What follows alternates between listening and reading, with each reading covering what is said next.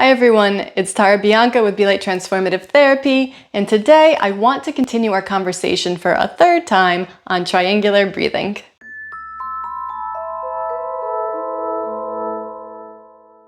If you missed parts 1 and 2 of this video series, I'll be sure to link to those in the video description below. Today we are going to talk about the right side up triangle, meaning inhale, exhale, hold. We're going to take a look at that in a 4-4-4 rhythm, the same rhythm that we used in part 1 of this video series. Okay, so our right side up triangle, inhale for 4, exhale for 4, hold for 4. So what's happening physiologically here? I mean, again, this is very similar to our box breath, but we just took off one of the legs, right? So a lot of the same physiological things are happening. So as we're inhaling slowly for a count of 4, that's allowing enough time for air to travel deep into the lungs, better ventilating those alveoli so they can fully participate in gas exchange.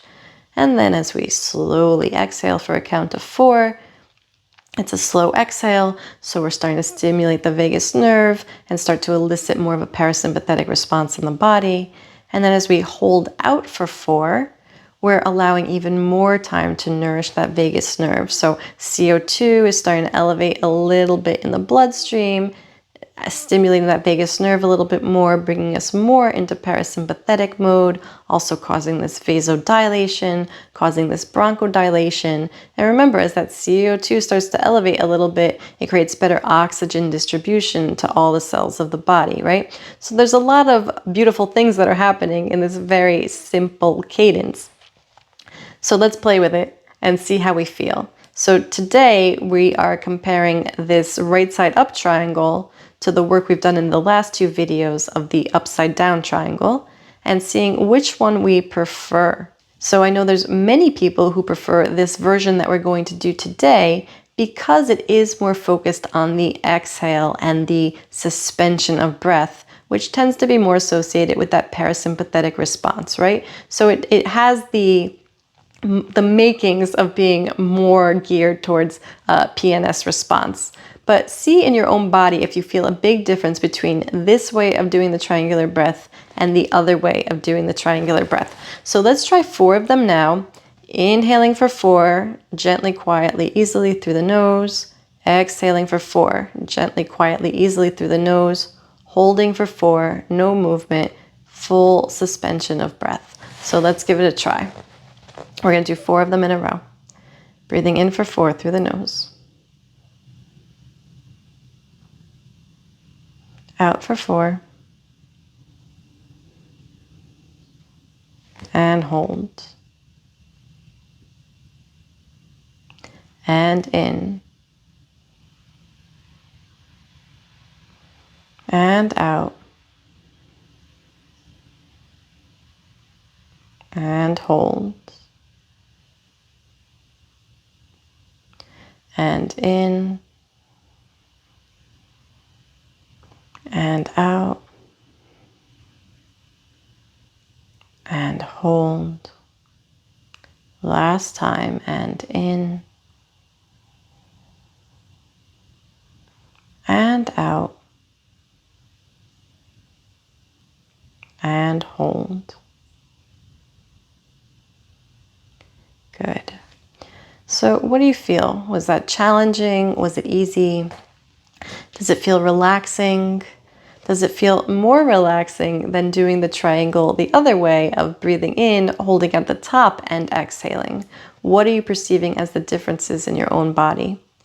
I actually really enjoyed this triangular pattern today, and I can see that for some people who are having a hard time learning to extend their exhale, so we could compare this to inhale for 4 and exhale for 8, right? Very similar.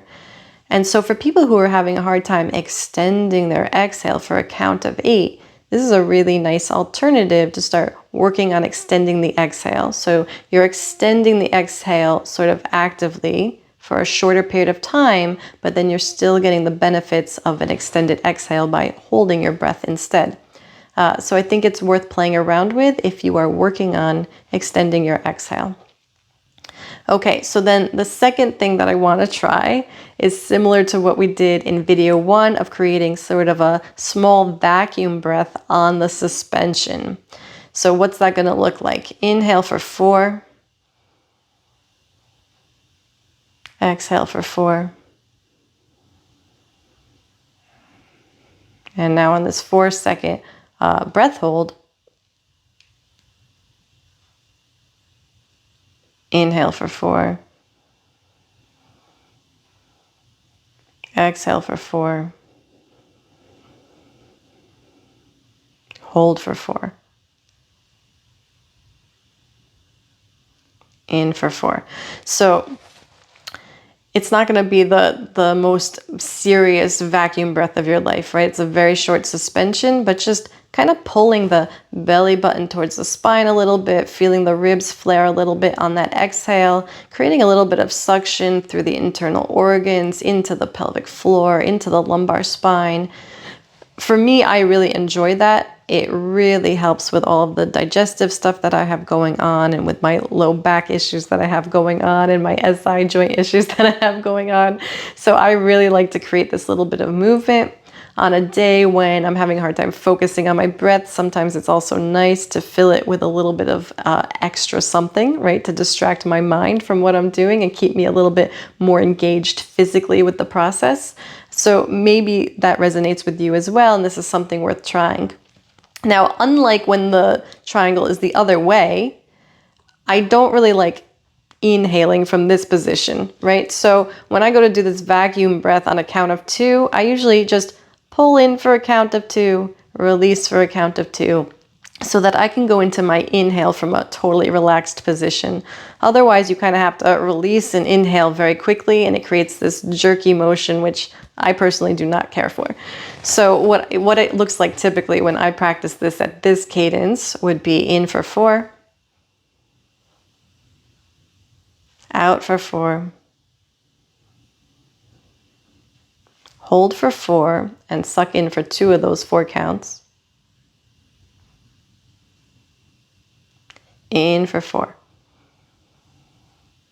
Okay, so let's try 4 of these. And if for whatever reason you don't want to try this vacuum breath, or you have some kind of contraindication, leave it out, of course.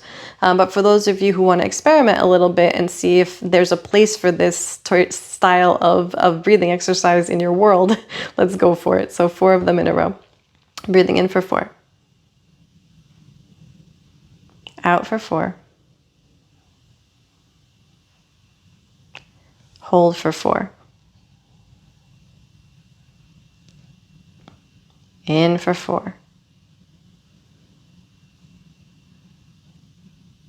Out for 4. Hold for 4. In for 4. Out for 4. Hold for 4.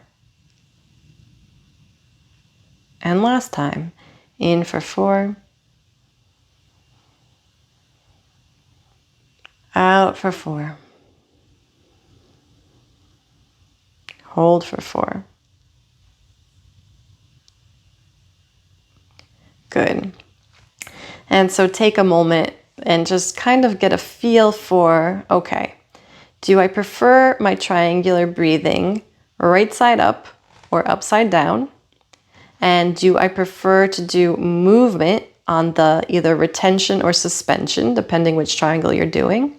Or do I prefer to just kind of relax into that stillness and really be still and quiet? So I hope that this was helpful today, and that you are able to discern some differences and feel those differences in your own body.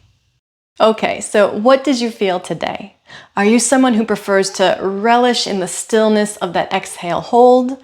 Or are you someone who prefers to play around with that small vacuum breath that we used on the hold? Or maybe you like both for different reasons. Let me know in the comments below.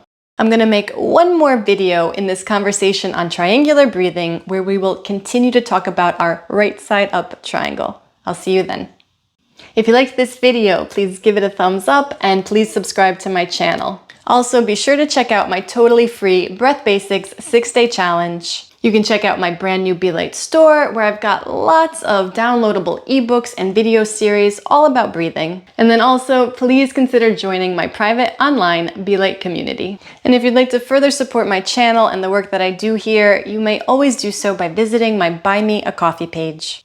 Thank you so much for watching, and I'll see you next time.